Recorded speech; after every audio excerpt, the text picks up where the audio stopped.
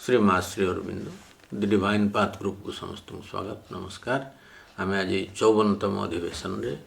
पढ़ुचे दिव्य जीवन ग्रंथर द्वितीय खंड तृतीय अध्याय से नवम पारा विषय टी आलोचना होता अल्प टे से बाकी रही। श्री अरविंदर जो विश्व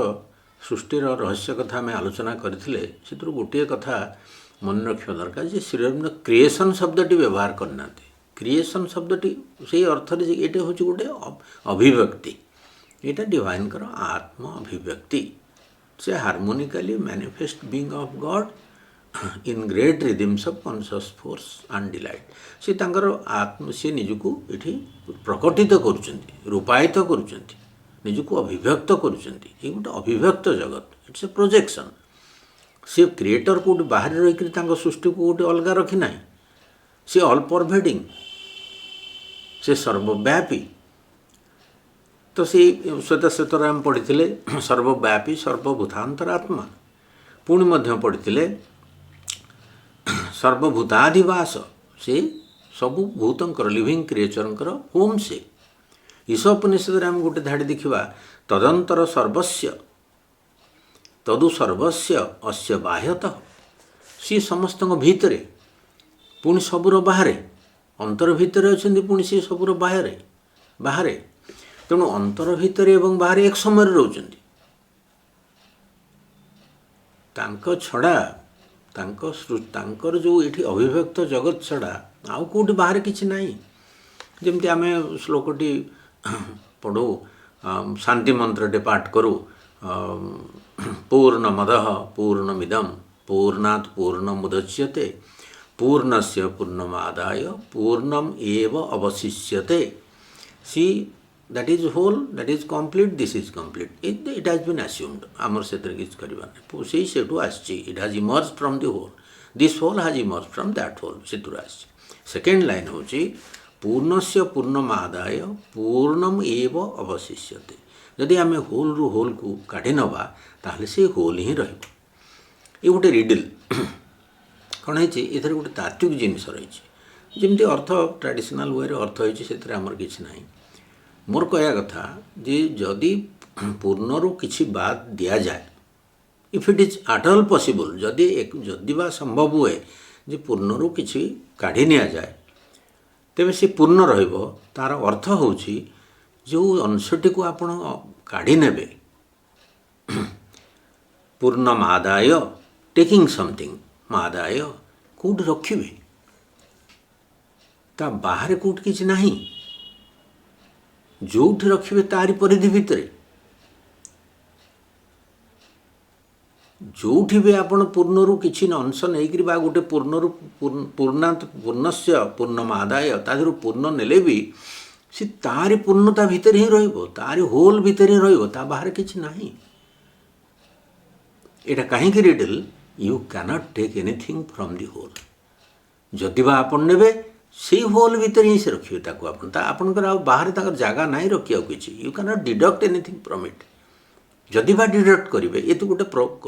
मन को बुझाइया पे कहूँ, जदि बा डिडक्ट करिवे से भी से होल रहिबो, ता अर्थ से तारी भितर तो नहीं रखिबा, ता जगह तो कोठी नाही ना, ता बाहर आउ किछि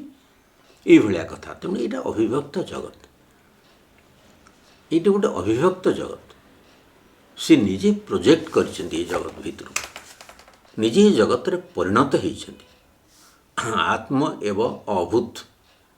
सर्वाणी भूतानि आत्मा एव अभूत। सी निजे सबुथे सी सब बिकमिंग निजे। तेणु ये कनसेप्ट को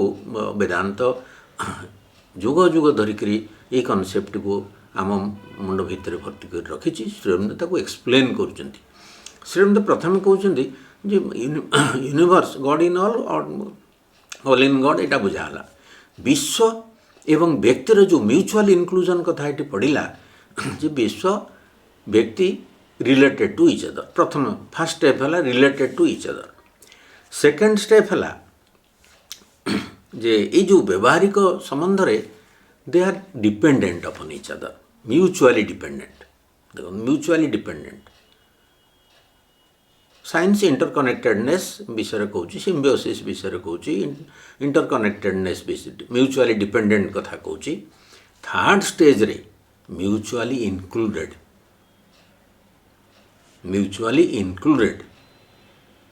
व्यक्ति भितर विश्व म्यूचुअल इनक्लूजन टी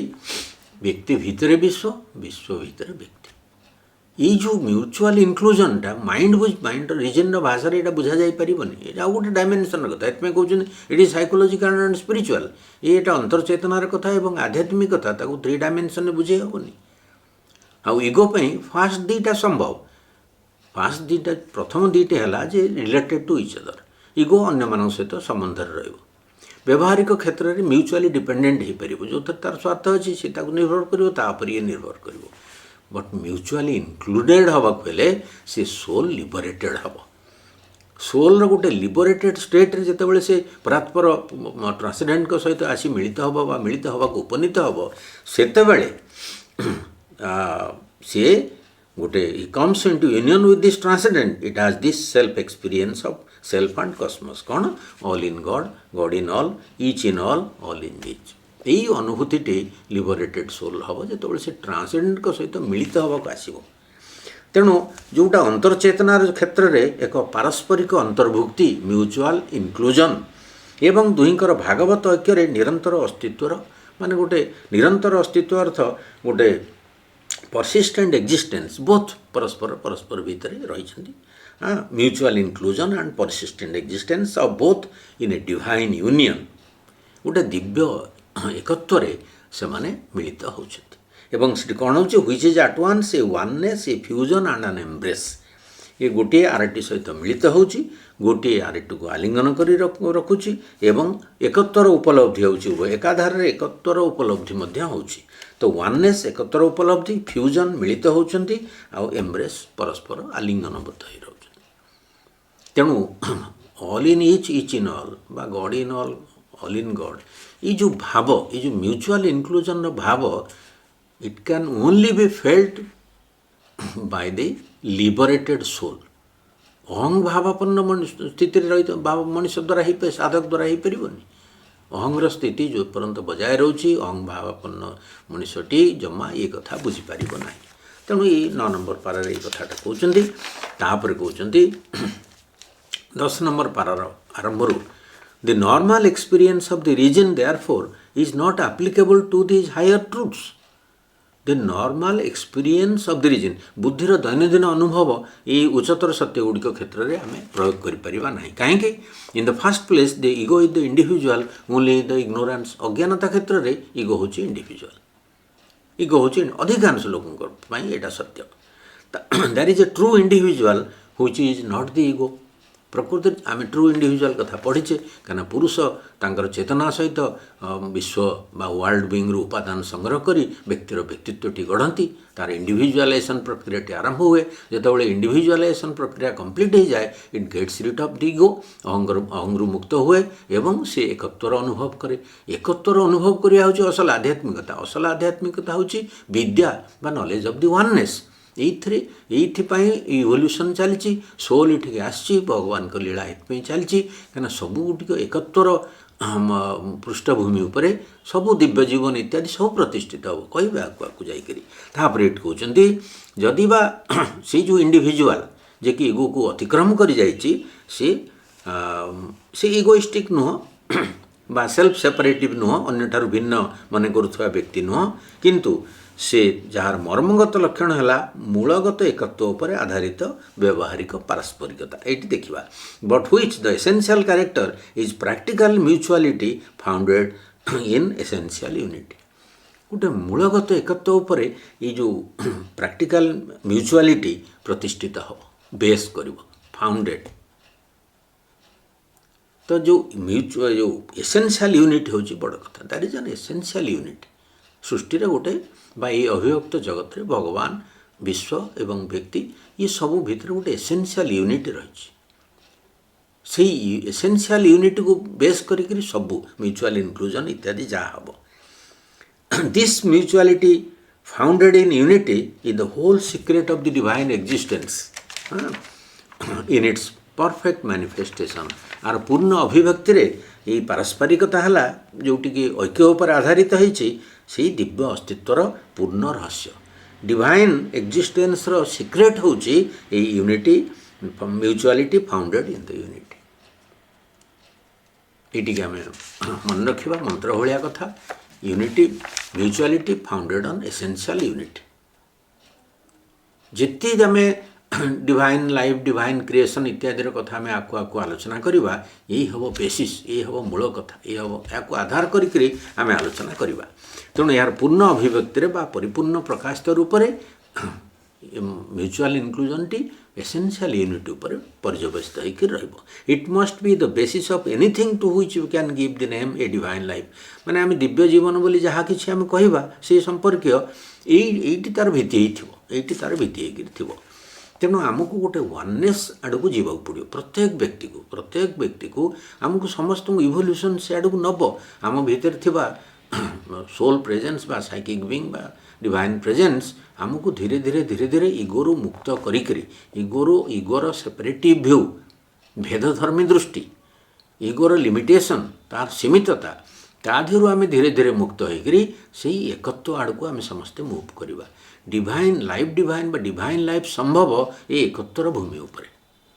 सेतिकी जदि माने सेठी गोटे प्राथमिक सिद्धि नहला पर्यंत प्राथमिक अभिज्ञता नहला पर्यंत आम दिव्य जीवन विषय की चिंता करें कारण जहाँ जहाँ आम कहवा जहाँ जहाँ करवा सब यही रिजिन भितर कहवा एवं इगोर बेस तार बेढ़ा भितर रहीकि तार भाषा को आम व्यवहार करवा बड़ बड़ कथा को से टर्म रे आम बुझा चेष्टा करवा किंतु आम से विफल हवा। श्रीरंद्र से कथाटी काटी दौरान आगू जाकर कहते but secondly we see that the whole difficulty and confusion into which the normal reason falls is that we are speaking of a higher and illimitable self experience. माने द्वितीयतः आम देखुचे जे जो असुविधा अड़ुआ भितर बुद्धि पड़ुची सेठी हैला जे आम एक उच्चतर एवं एक असीम आत्म अनुभवर कथा जितेबाला कहूँ हाँ फाउंडेड ऑन डिवाइन इन्फिनिटीज सेठी दिव्य अनंतता पर प्रतिष्ठित होइछि and it applying to it a language formed by this lower and limited experience ये निम्न भूमिर जो अभिज्ञता नहीं आम से आरोप करुँ जोटि डिवाइन इन्फिनिटीज उपर बेस करिक आम ये लोअर जिनसर कथार एक्सपीरियंस को नहीं आम तादेह आरोप करुँ which founts itself on finite appearances से तो इनफाइनाइट कथा ये तो ये जो फाइनाइट एक्सपीरियंस ससीम बा जोटिक सीमित प्रतिभास भितर and the separative definitions by which we try to distinguish and classify phenomena of the material universe यही जगतर कथा को प्रातिभाषिक जगतर जो घटनावली को आम जमी इंटरप्रिट करूँ आम ताकू से क्षेत्र में जिते जोटा डिवाइन इन्फिनिटीज उपर प्रतिष्ठित रही फाइनाइट जिनसर बा फेनोमेनल वर्ल्ड भाषा को लेकर तत्व को आम केमी तादेह आरोप करवा ये कथाटी आगू जा ये आम बेस समय रही ना। Thus we have to use the word individual and speak of the ego and the true individual just as we speak of something apparent and the real man। आम ईगो एवं individual ego and true individual कथा जितेबाला कहूँ से आम गोटे apparent man आउ true man बा रियल मैन कथा बुझा। ईगो गोटे अपरेंट मैन गोटे प्रतीयमान होता गोटे सत्ता प्रातिभाषिक एक सत्ता रियल मैन हूँ असल मनीष जोटा यथार्थ मनीष ये अर्थ बुझा। रियल मैन आउ apparent man or real man jaha ego or individual share। Evidently all these words man, apparent, real, individual, true have to be taken in a very relative sense। जिते word आम ये व्यवहार कले हाँ सबू शब्द जमीक Manish प्रतीयमानता apparent ये सबू प्रकृत व्यक्ति यथार्थ प्रवृत्ति सबको आम केवल गोटे आपेक्षिक अर्थ बुझा। यहाँ ये जो शब्द सब रिलेटिव सेंस रे हम बुझा कहीं and with a full awareness of their imperfection and inability to express things that we mean आम जो कथा भावुचु जो कथा आम चिंता करुचु ताकू ये एक्सप्रेस कर परिबनी से गुड़िकर उपयोग करवा आमर अर्थ को व्यक्त करने लगी से गुड़िक अपूर्ण एवं अक्षम अटंती inability and to express the things that we mean by individual we mean normally something that separates itself from everything else and stands apart। आम व्यक्ति कहले कौन बुझु समस्त अलग होकर सकल वस्तु अलग कर नहीं भिन्न होकर ठिया stands apart though in reality there is no such thing anywhere in existence अलग होकर कौट किसी सृष्टि भितर ना इन रियलिटी प्रकृत पक्षे विचार कर देखिले सृष्टि मध्य बा समग्र अस्तित्व मध्य सेपरी किसी हेले केउठी नाही कौन केउठी नाही अलग हैकरी गोटे व्यक्ति कहला बेलू आम अलग तार गोटे भिन्न से गोटे स्वतंत्र व्यक्ति बोली आम जो कहे अलग एक व्यक्ति सेपरेट हो रही समस्त सेपरी जिनस ना it is a figment of our mental conceptions आमर मानसिक धारणार गोटे कल्पना मात्र figment useful and necessary to express a partial and practical truth गोटे आंशिक एवं व्यवहारिक सत्य को एक्सप्रेस करने ठीक अच्छे काम लगुच but the difficulty is that the mind gets dominated by the words by its words and forgets that the partial and practical truth becomes true truth only by its relation to others, which seems to be the reason to contradict it, and that taken by itself it contains a constant element of falsity. ତେଣୁ ଆମେ କଥା ଟିକେ ଏଠି ରଖିବା reason କ'ଣ କରୁଛି ରିଜିନ୍ର ଅସୁବିଧା କଥା ହେଉଛି ତାର ଯେଉଁ ଶବ୍ଦ ସେ ବ୍ୟବହାର କରିଛି ता द्वारा से डोमिनेटेड हो जाऊँ सजमी से कबलित हो रोचे से कथार एवं भूली जाऊे गोटे आंशिक बा गोटे व्यवहारिक सत्य आउ अन्य सबू सत्यर संबंध द्वारा ही प्रकृत पक्षे तार किसी अर्थ मिले बा सत्य जना पड़े किंतु ये तार अर्थ विचार कले जना पड़े ता मध्य एक मिथ्यार उपादान सब रही है तेणु जितेबाला ये सबू जिनस जब रिलेटेड होकर रोचे सबू जिनस जो गुड़िक आंशिक एवं व्यवहारिक आम रिजन स्तर में बुझु सी प्रकृत में जब समुदाय सहित रिलेटेड रहा किसी अर्थ रेपरेटेड होकर रही तार किसी अर्थ ना सेपरेसन बोले गोटे सेपरेट जिनस कौट कि ना ये सृष्टि में बोली एक कथा श्रीरबिंद कहते तेणु आमको से धीरे धीरे वननेस आड़ को ने आम भितर आमर सत्ता भितर आमर बुझामणा भितर एपरी एक भाव को से सृष्टि करिया जाउचंती जोटिकी समुदाय जो सेपरेटनेस बा सेपरेटिव व्यू अहंगर भेदधर्मी दृष्टि को संपूर्ण भाव में लोप करदे एवं आमको गोटे विशाल एकत्व भितर को उठे नेबे दिव्य जीवन भित्तिभूमि बोली से कहते दिव्य जीवन संबंधी जिते कथबार्ता आम हमा सी जो म्यूचुअल इनक्लूजन टी गोटे फंडामेंटाल यूनिटी उपर पर्यवस्त हो फाउंडेड हो कथाटी